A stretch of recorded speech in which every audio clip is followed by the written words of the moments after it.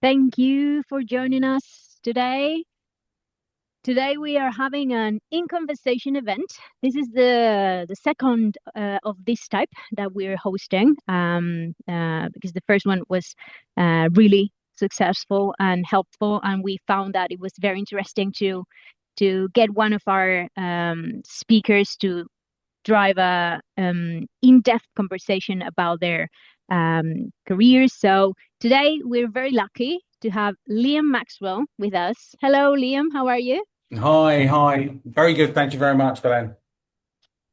So we are going to have a proper conversation about all the milestones, all the things you've done in your career. So while everyone gets in the room, I'd like to, well, I'm going to introduce myself.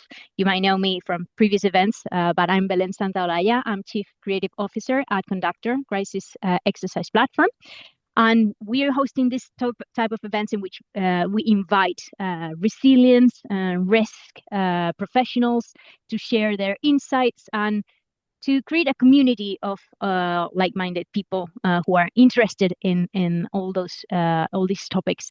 So let's start. The session is going to be structured well, I'm going to introduce Liam a little bit right now. Then we're going to dive into lots of questions that I've prepared, tailored to his very broad experience. And after this, we're going to open up for a Q&A session. So if you have any questions or something comes to mind, please write it along the way in the Q&A section or in the chat, and I'll make sure that we get your questions answered at the end. We're going to wrap it up in 1 hour. So thanks for joining us. And let me start with an introduction of who Liam is. So Liam Maxwell has spent his career working at the intersection of technology, government, resilience, and large-scale transformation. He began in senior technology roles in the private sector, including becoming CIO of a British company in the mid-90s, where one of his early experiences of crisis came after the organization was affected by multiple IRA bombings. We're going to talk about that. That moment gave him a direct understanding of what disruption looks like in practice and how much pressure falls on systems, leaders, and people when plans are suddenly tested. From there, his career moved through education, local government, and then into the center of UK government digital reform. He became a key figure in the government digital service era, helping drive a more open, user-focused, and modern approach to public technology. He later served as the UK government's chief technology officer and was appointed the country's first national technology advisor, roles that placed him at the heart of conversations about legacy systems, supplier dependency, digital capability, and the future of public services. After government, Liam joined Amazon Web Services, where his work expanded from national digital transformation to international resilience. He has worked with governments and public sector organizations on cloud adoption, continuity, and crisis response, including during COVID, and in the context of Ukraine wartime migration of critical state data to the cloud. We will also talk about that later. Across that career, Liam has seen resilience from the inside as a technology leader, a public servant, a reformer, an advisor to governments facing complex, high-pressure challenges. And his experience offers valuable lessons for anyone working in risk, crisis management, business continuity, cyber resilience, or organizational preparedness. So, Liam, we are delighted to have you here and to explore all that experience of yours. So, let's get started. Um, Thanks very much. early on in your career, what first drew you into technology and organizational change?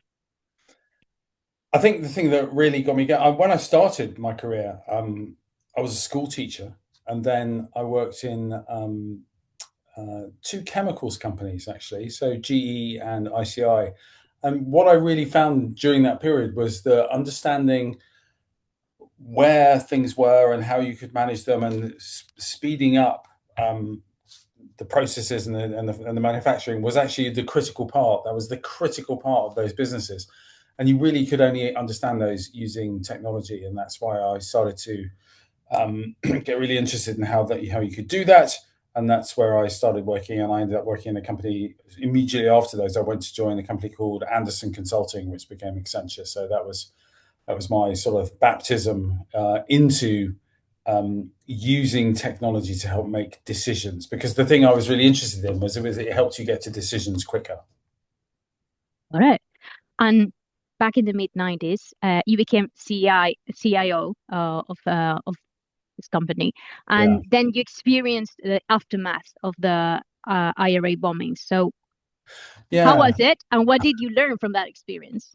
I mean, it's not that I was paranoid about it, or we felt targeted. But I worked for a company which it was called Office Angels and we used to pay temps on a Friday at Barclays Bank, and on a Friday we'd also buy them lunch at Marks and Spencers.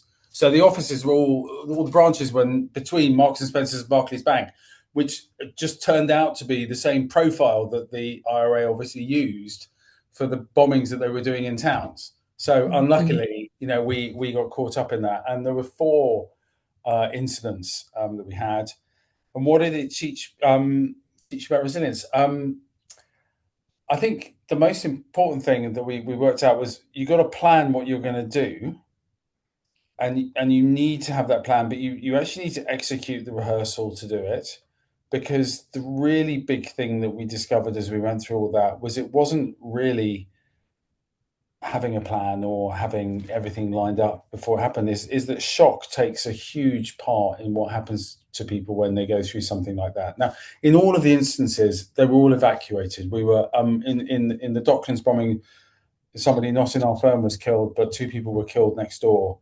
Um, and there's a huge moment of shock which comes over people at that point, and that's the thing to try and think about is, whatever your plan is, you need to be able to adapt. You need to be able to have the data around you to do that. And checklists do work, but shock takes over. And I think it's a point I'll make several times today is that the people in your team are so important, and therefore making sure that everybody feels that they can operate and can work effectively, and you're looking after your team is the thing that really matters when you're thinking about resilience. All the other components and logistics and ways of doing things and techniques, they're all lovely and they're great, and you need that. But to succeed, you need to make sure your team is well during that process. Well, yeah, of course. Uh, we cannot think of people like machines, right? They are affected emotionally when something of that caliber happens, and And nobody reacts in the same way every time, and nobody reacts in a different route. It's just it's very, you've got to be able to adapt and understand that.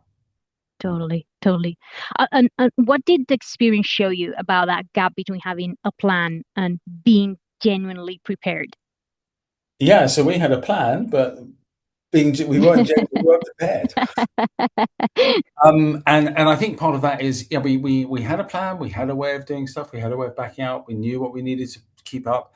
And in those days, it was relatively simple. The compute was relatively simple that we were dealing with. But the real thing was, how do you operate as a business the day after? And how are you going to work together and do that? And in those days, there was quite a lot of stuff on paper. So, the paper's gone. Um, and that really focuses your mind onto where things can go, and also the ability to reconstitute, to reconstruct from where you are. That's vital, and so many times people look at a plan and think, okay, well, I'll do this, I'll do this. I understand the plan, but you've actually got to have reconstructed it before. Wow. And if you can't do that, then, and you haven't rehearsed doing that, then it's a very steep learning curve when it actually happens to you. I think Yeah. there's a brilliant book by Atul Gawande called The Checklist Manifesto, and that gives a really good overview of why checklists are really important.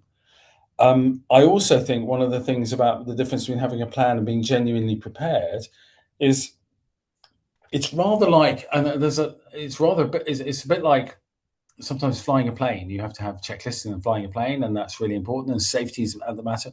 But also there's a whole discipline around crew resource management, which you need to think about who the people you are with when something happens, because you could have someone who's very senior and a couple of very junior people, and then who takes the decisions and does that mix up, and to be aware of those things. So in a high stress environment where time is critical, as in you were talking about these things, that's a really important thing to think about, is your team construct of not the team on the list, but the team who are there on the day. Who are they? How do you work together? There's a brilliant, just YouTube as well, broadcast by a guy called Petter Hannefeld, which it's called Mentor Pilot, and it takes you through a series of air crashes and air incidents, but from the point of view of how the crew reacted to each other. And Mhm. I just find that really interesting if you then take that and apply that to your groups of teams of when you create an ad hoc team and you have to do these things, learn about who's the most experienced and who's the least experienced, and how that will affect the dynamics of the group. Interesting. Human factor is very, very Yeah. important in the crisis itself. So during the first hour of a disruption, this golden hour, what do leaders need to get right apart from understanding those Yeah. dynamics? I think firstly, you've got to look after your team. So make sure you know that your team is okay. Make sure you know who's in your team so that you can make those decisions around the team dynamics. Um, what the team will be looking for and what will help you the most is clarity of thought and clarity of what you want to do. So the absence, so it's in that sort of situation, ambiguity is never a great thing. And in order to achieve that level of clarity, you need to have really strong situational awareness. And that's a really important component to have, is understanding what the chessboard looks like, what the situation really is, take a deep breath, take a step back, what's actually happened. And that can give you a huge amount of confidence. And what your team is going to be looking to you for is clarity and confidence. And so I hope those two things are things just to really focus on at that point. Definitely. Okay. So then you moved from that very beginning into uh, business and education roles. What did those environments teach you about managing risk in complex organizations? So, so I think, yeah, I think the most important thing it taught me was that there's a very big difference between risk and threat. And threat is the thing that you should worry about. Risk is something you can manage, and you have to start thinking about trade-offs. And so threat is the real thing to spot, is what is going to happen, what the threat of it is, whether it's going to happen, gives you that identification. The risk is a sort of abstraction of that to me as I see this, and a risk is a way of managing and helping you understand what trade-offs do you need to make in order to stave off the threats that are coming to you. I think it's Nate Silver writes really well in his book The Signal and the Noise in the first chapter about the difference in risk understanding by people in organizations, because people look at risk as a black and white thing, and in fact or a binary thing, and it's not. It's there are lots of shades of gray within it, and it's the trade-offs are where you make the change, and the trade-offs enable you to understand what risk you are willing to take in order to ensure that your business, your organization, your mission continues as much as you can. And it's the real issue is in the trade-offs. I think there is a very old-fashioned and yeah, I worked in an extraordinarily traditional British institution, Eton College and then the civil service, and two of them. And a lot of people think of risk as a black and white thing, and Hmm. that's not where I see the success in that. And is it easy to convince them that it's not a white and black thing? No, no, it's really difficult. Got years and years of culture pushing back and going, no, you don't want to do that. What are the risks? Because people do tend to, if you don't have that situational awareness, you do tend to look at things in very absolute terms. And I'm not, I mean, people denigrate it as calling it whataboutery, but there's always this thing about what if I do this? What if I do this? You can end up in a sort of analysis paralysis, and you've actually got to sit down and go, practically, what have you got to do? What are the risks? What risks am I willing to take and willing to contemplate as well, as opposed to the binary nature of it. Got it. And during your time in local government, what did you learn about public sector delivery and accountability? So I can take it quite. So I became a. So sorry to all your audience. I'm afraid, an elected politician. I mean, a very, very minor league politician. But I was. The thing I learned becoming an elected member of a council was um, the absence of situational awareness in some of my colleagues. Quite a lot of my Mhm. colleagues who Wow. were thinking that they run the local government. Local government is big, and then you would stop and say, "Look, it's 148,000 people. That's the size of the issue." And people go, "Really? Is it that small?" It's like, yes, it is that small.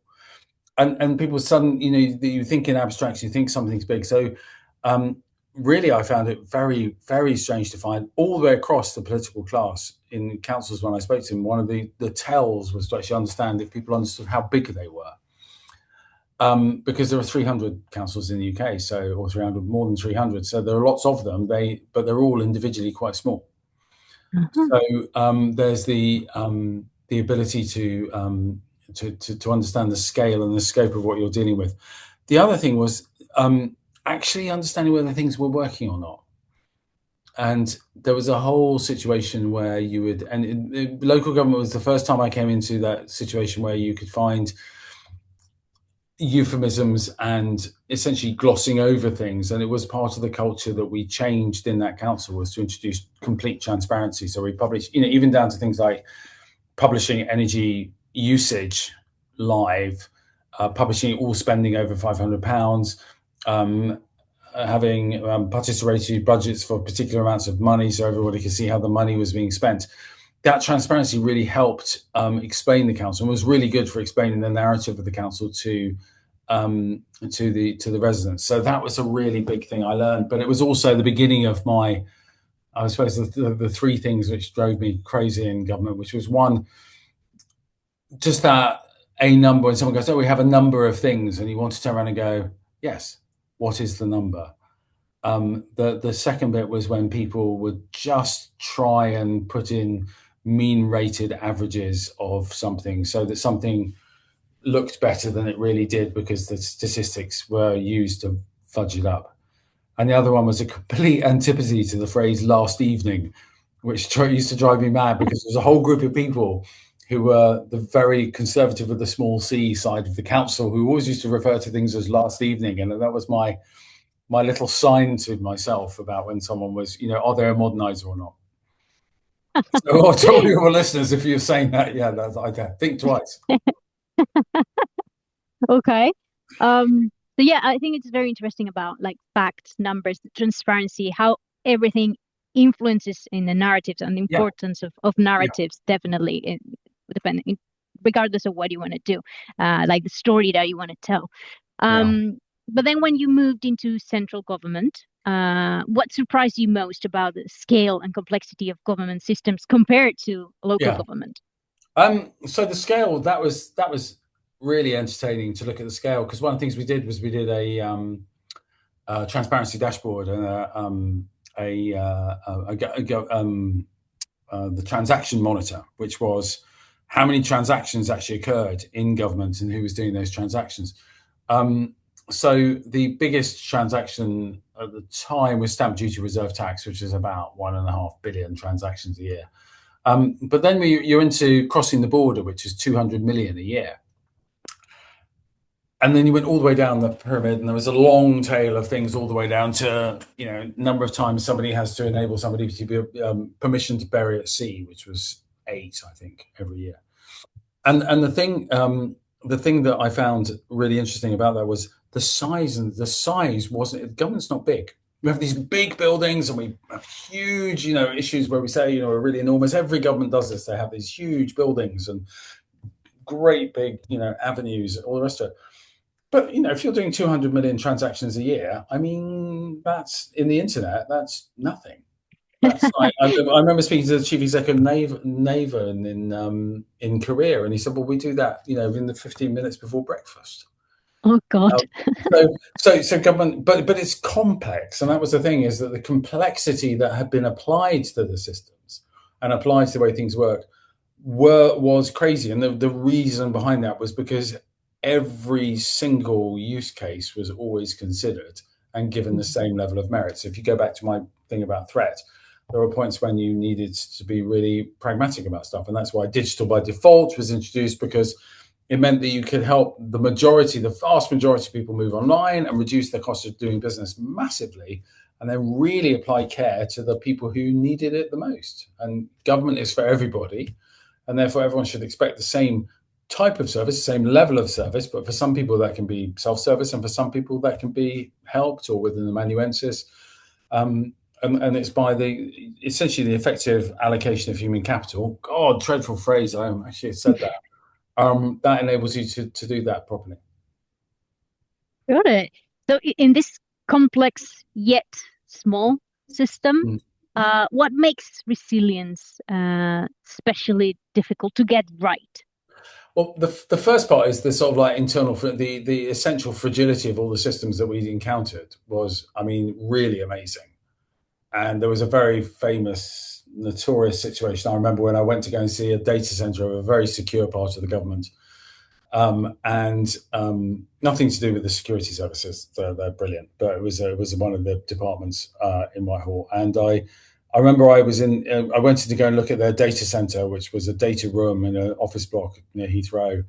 And I walked in through the door and tripped up over somebody's golf clubs and fell forward and disconnected the wire that connected Interpol from the Foreign Office. And you just think, wow, this is very fragile stuff. And it was costing a huge amount of money, and it was all very difficult for people. It was very difficult. People, because of a weird way of contracting and a weird way of designing things, they'd all created painted themselves into terrible corners.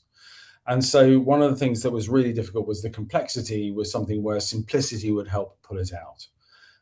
Even down to the way that you could have some of the rules were just imposed, and a lot of traditions of bureaucracies are that they try and make things complex so that they justify the worth of the bureaucracy. I do remember on one particular transformation we did, for which I received a fairly huge kicking at a public accounts hearing.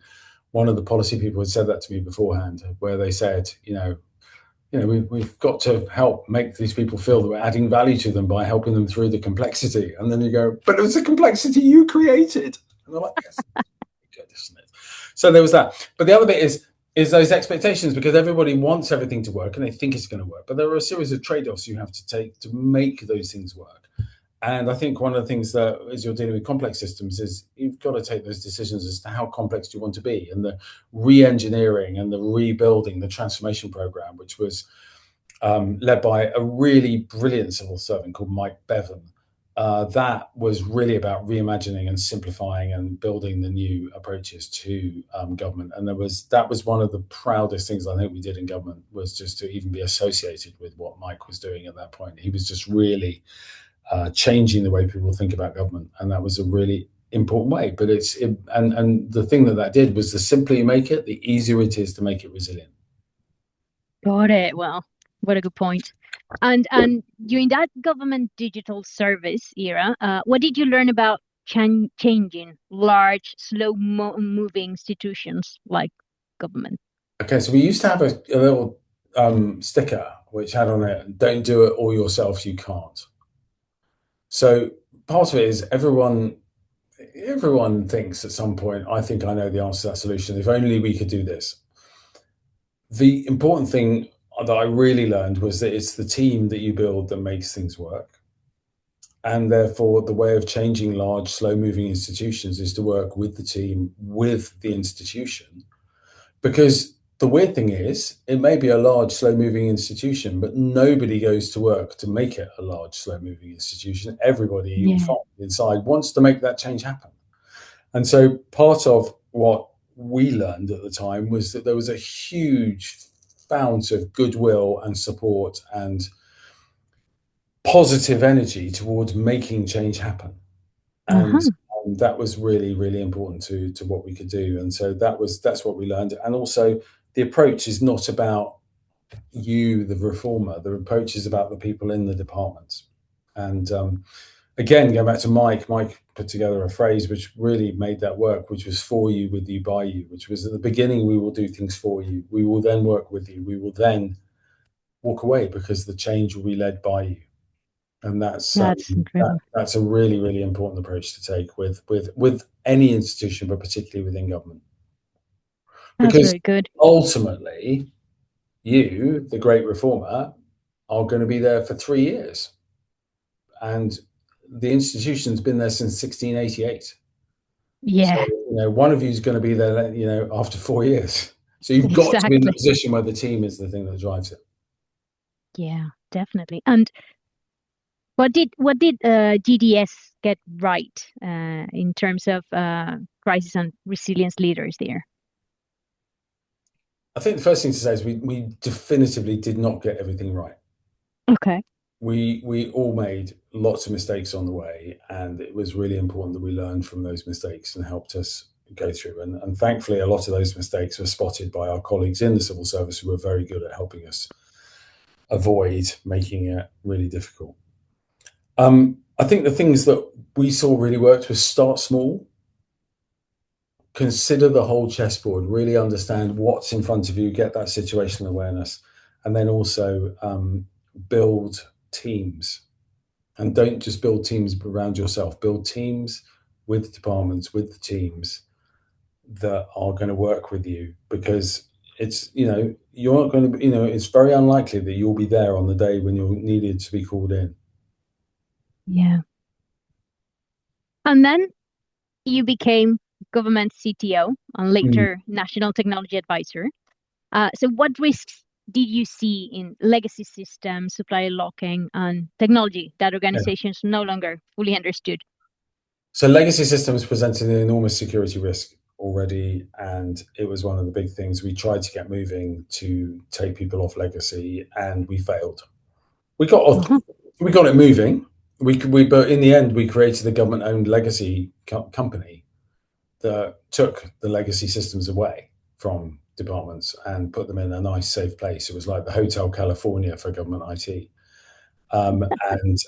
So we built that. But the risk with legacy is it's easy to run. It's going to run. It's going to run because the compute that it's running is, some of it's like 50, 60 years old. The compute approach is very, the Crown Court system that records sentences is a beautifully coded, very simple system. But my lord, it's difficult to run on modern day things. And so legacy really helped you understand that if you wanted things to be resilient, you would need to move off legacy.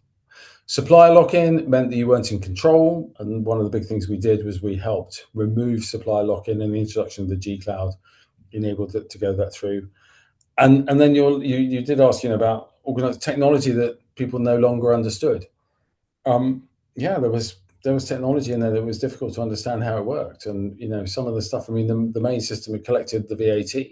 I mean, very, very important system in the country.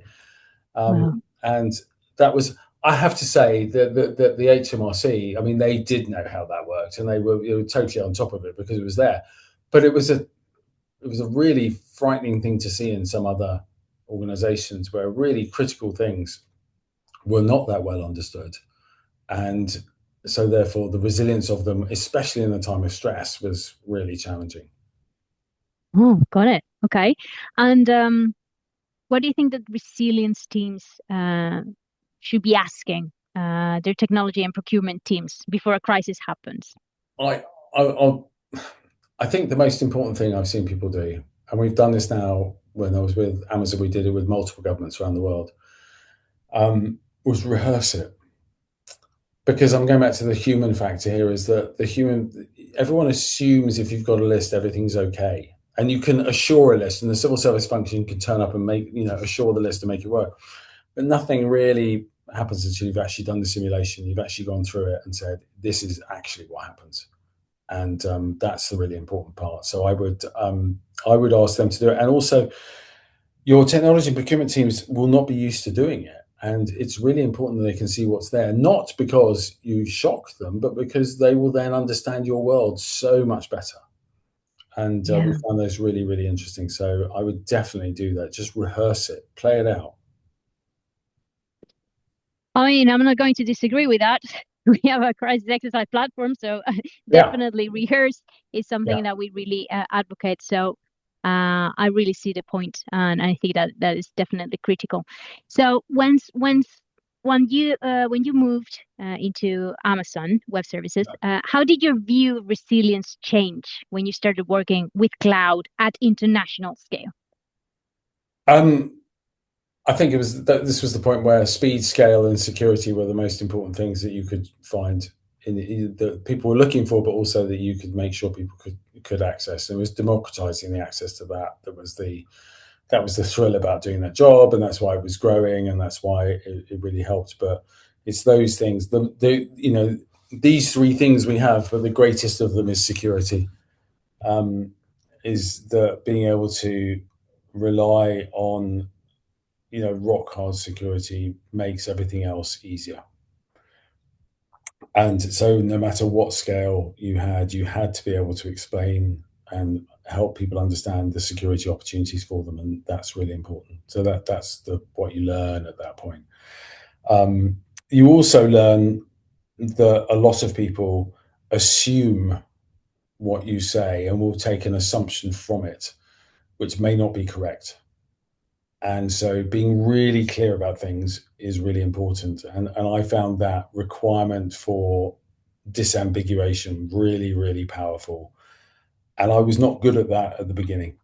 And I think I got a bit better, but I'm still, it's still one of those points that you've really got to work on is to disambiguate, to be really clear about what you mean and what you say and what you think people are going to do. And that's one of my weaknesses.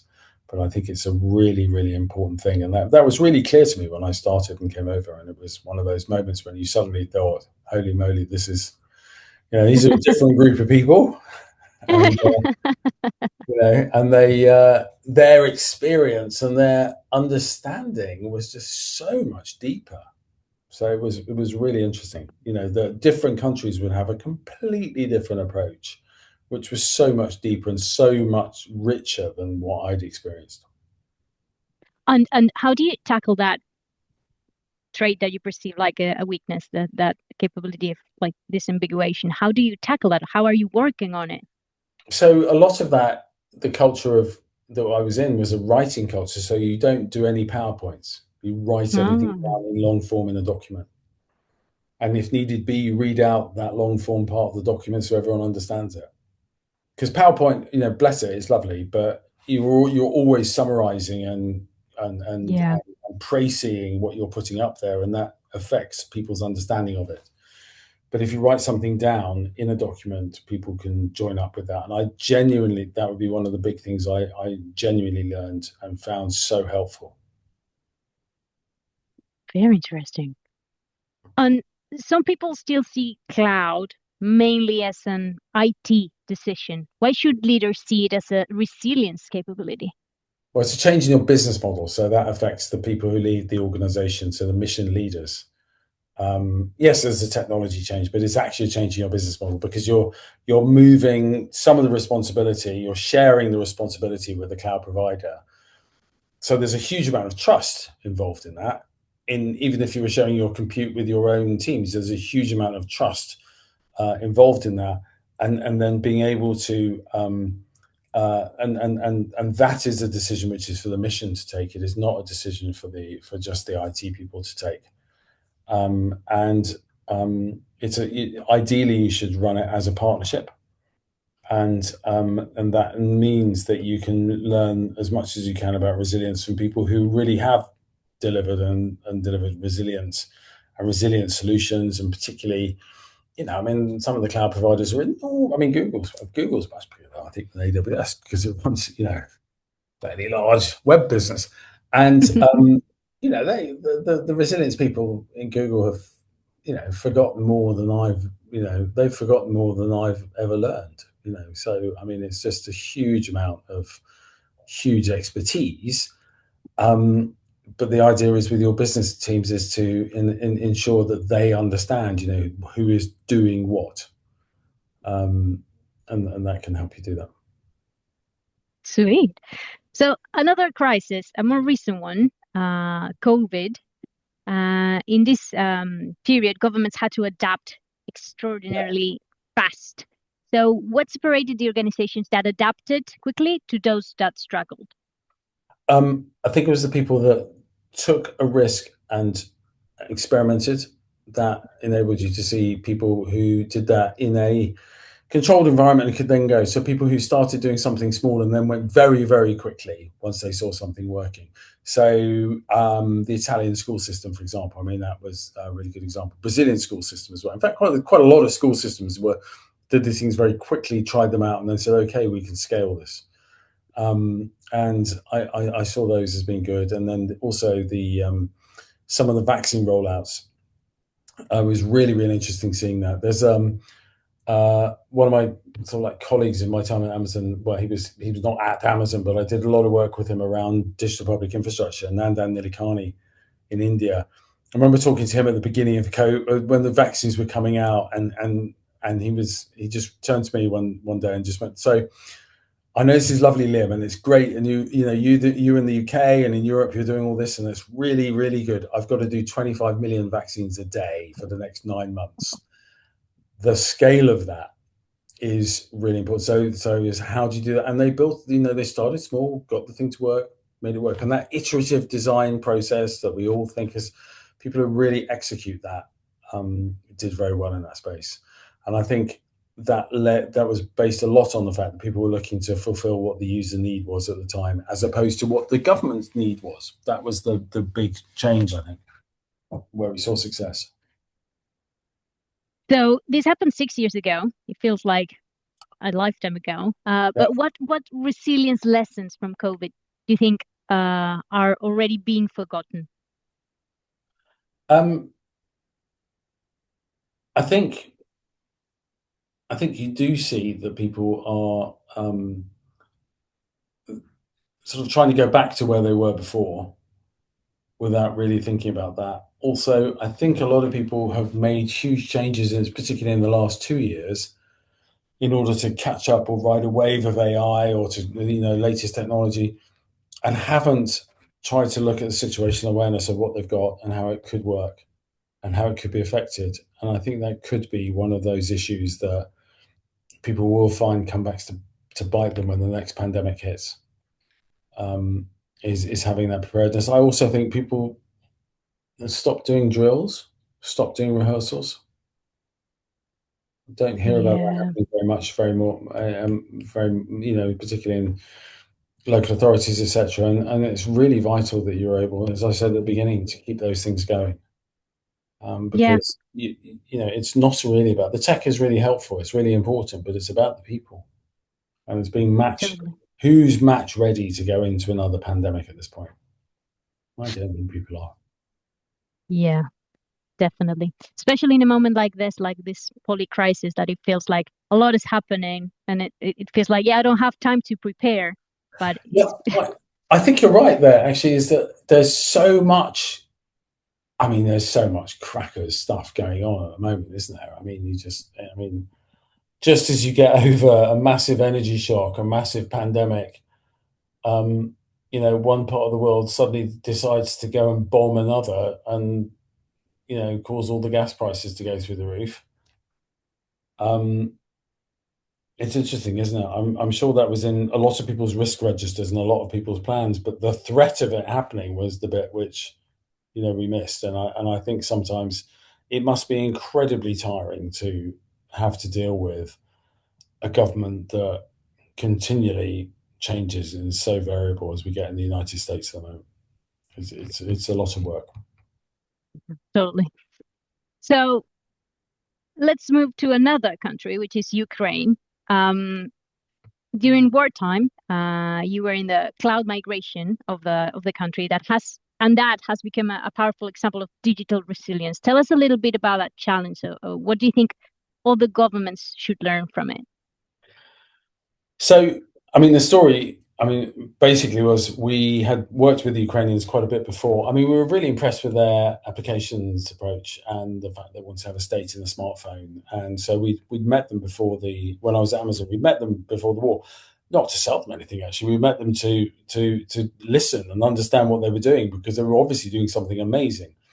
and they had real talent at the center. And Ukraine's one of those countries that has a really high STEM education system, and so they've got real talent.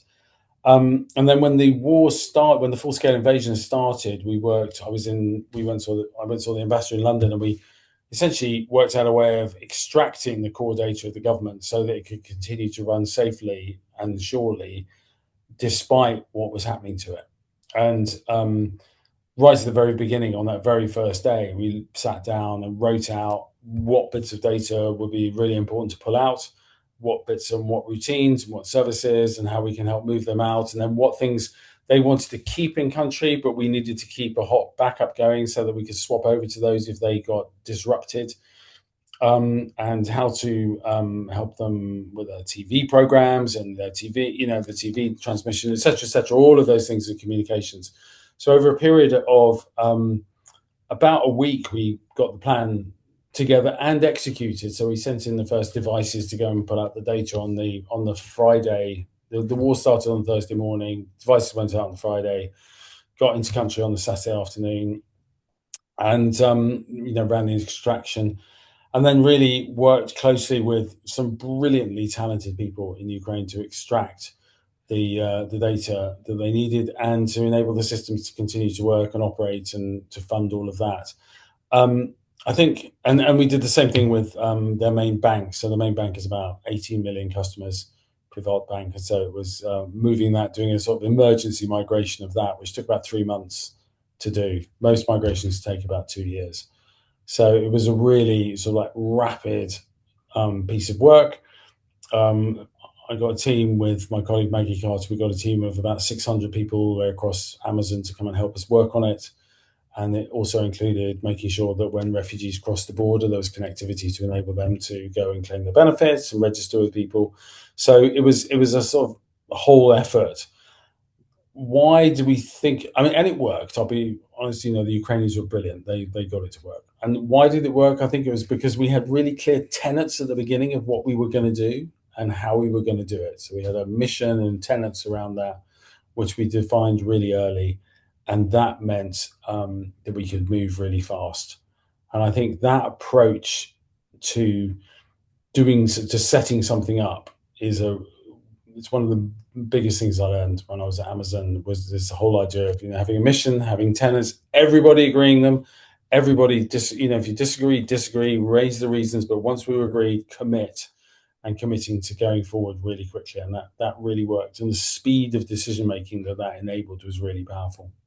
So I would really think about two things. One is know where everything is, get your situational awareness, and then the Mm-hmm. second thing is get your situational awareness, and then be able to move at speed.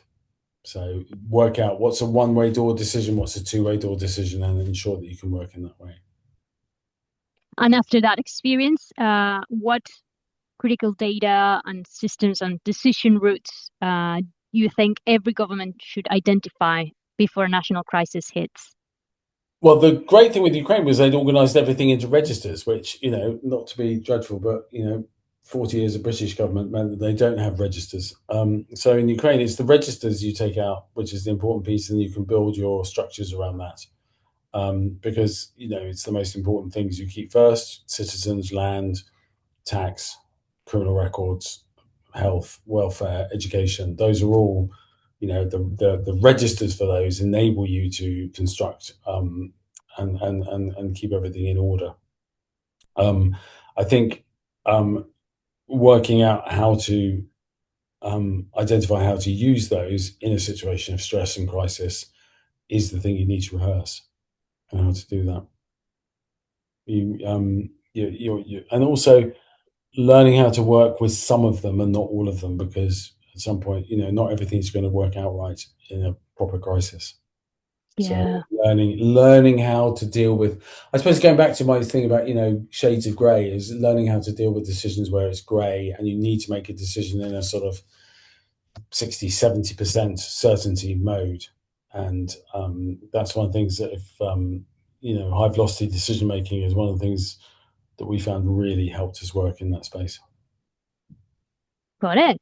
Okay, so we're going to open up the Q&A for in a second, but this is going to be my last question, last from me, and then we will listen to what the audience wants to know. So looking across your whole career, what is the single most important piece of advice that you give to the next generation of risk, resilience, and crisis leaders? So I'm going to cheat and choose two. The first one is situation awareness. Make sure you know what the chessboard looks like and the situation you're in. There are lots of brilliant tools to help you do that. We find something called Wardley mapping really, really powerful at helping you understand that and doing that. And the second thing is that you can't do everything yourself. Your team is the most important thing.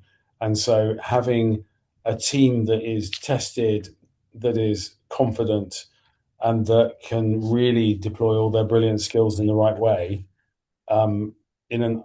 with confidence, is so important to making something work. And that would be the thing I would really focus on.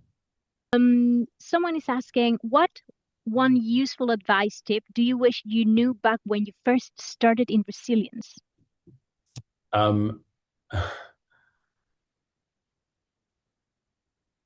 Go slow to go fast. Mm-hmm. Really think about what's happened and what the situation you're in is, and don't rush to judgment on what might appear to be the case at the moment.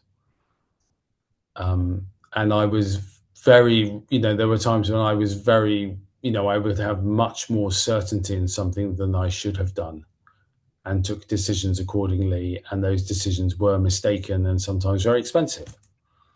And I was lucky that I managed to learn in an environment and have people around me who enabled me to do that, and to recover from that. But yeah, that's the one thing I would really suggest. That may be just particular to me, but I think that's the thing, is you can really make mistakes, and so go slow to go fast. Really good one. Okay, I don't know if anyone else has any other question. Please type it while we speak. Liam, it's really interesting, like the whole journey. Have you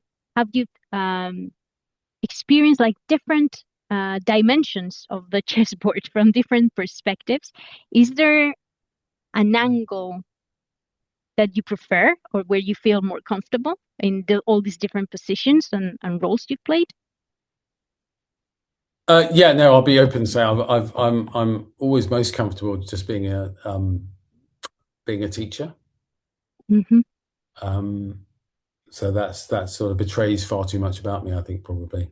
I probably love the sound of my own voice too much, but I've always had some element of teaching in what I do, because a lot of what I try to do is listen and then try and help create something which enables people to understand where you want to go, like that creation of an idea, and move it across. And I'm still not the greatest exponent of the motto that you have two ears and one mouth and use them accordingly, but I try to get there, and that's why teaching is actually, interestingly, it's more about listening to what people. I like listening to very diverse opinions and trying to understand how to explain a way through. That's my sort of comfort zone, as it were. I don't know whether I'm any good at it, but I'm that's think you are. comfortable. Okay. Another question. For someone who's just switched careers and landed in the world of operational resilience as an analyst, what should I focus on learning that will bring me the most value? I have a background in learning and development, so everything risk, resilience, and IT DR related is still new to me. Yeah, try and. I mean, I would. The important thing to understand, if you're looking at the components of a system and how it's going to of an operation, and how to make it resilient, is to try and break it up into the component parts which enable it to work. And I don't mean into the technical component parts. I mean into the business component parts. That's where that technique I mentioned previously, which is Wardley mapping, comes in. Is that it enables you to map out the various capabilities and components that take part in an operational business system, and then you can determine what will happen to them, and how they work, and the dependencies come out of that. And those dependencies are not the the technical dependencies. Those are actually what happens to the business as it goes through. I'll put it in the chat, just the name of the technique. It's named after a particular person. It's named after a person called Simon Wardley. But it's and I find that really powerful in getting an understanding of what the operations you will be working with and giving you that situational awareness about what happens at that point. And as if you're new into to looking at resilience, it's what happens. I've always found it's being able to see the chessboard and understand what's going on is what I would recommend doing. I'm I'm not going to pretend that that's the right answer, but that's the answer I to answer your question is the answer I would find most helpful, to try and look at things in a different way. Because I think a lot of people, design companies by using an org chart and a structure chart, and they design IT systems by an IT architecture diagram. But ultimately, these are missions, and it's helping people get those missions right, and that's where what we found Wardley mapping really helps. Sorry, I'm just going to cough. I'll go on mute for a second. Okay. Well, you cough. I'm going to read the next question.